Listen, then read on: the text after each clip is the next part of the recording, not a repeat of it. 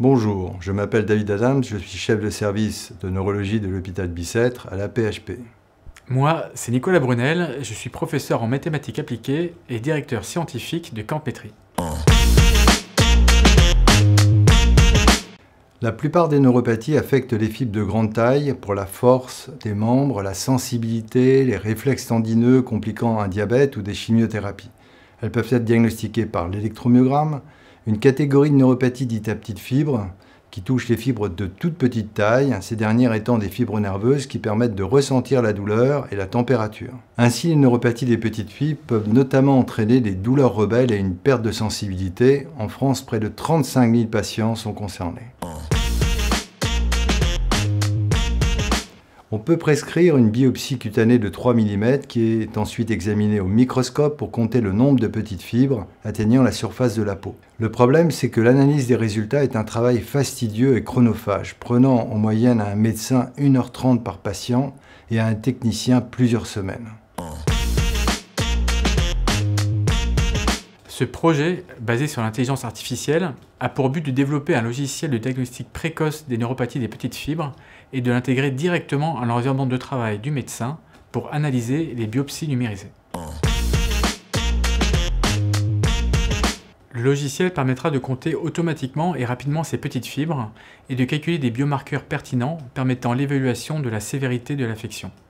Le logiciel sera également équipé d'une interface permettant aux professionnels de santé d'apporter des améliorations et de corriger les erreurs de calcul automatique du logiciel. De cette manière, le projet permettra d'améliorer le diagnostic en le rendant plus précis et d'éviter les divergences de diagnostic.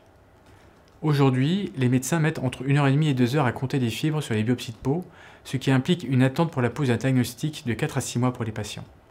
L'IA permettra de diminuer le temps d'annotation des médecins de 1h30 à 30 minutes et de réduire le temps de diagnostic entre 1 et 2 mois.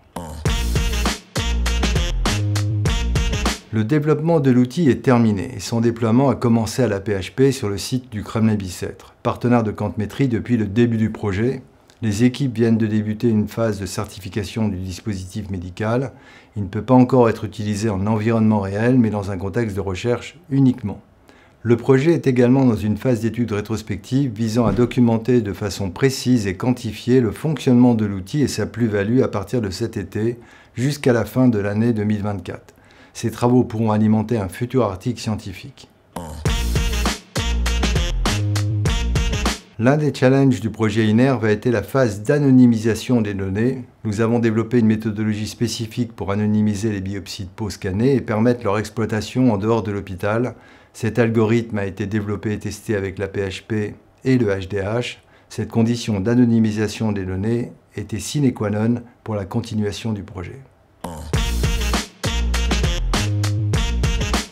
Oui, c'est déjà le cas.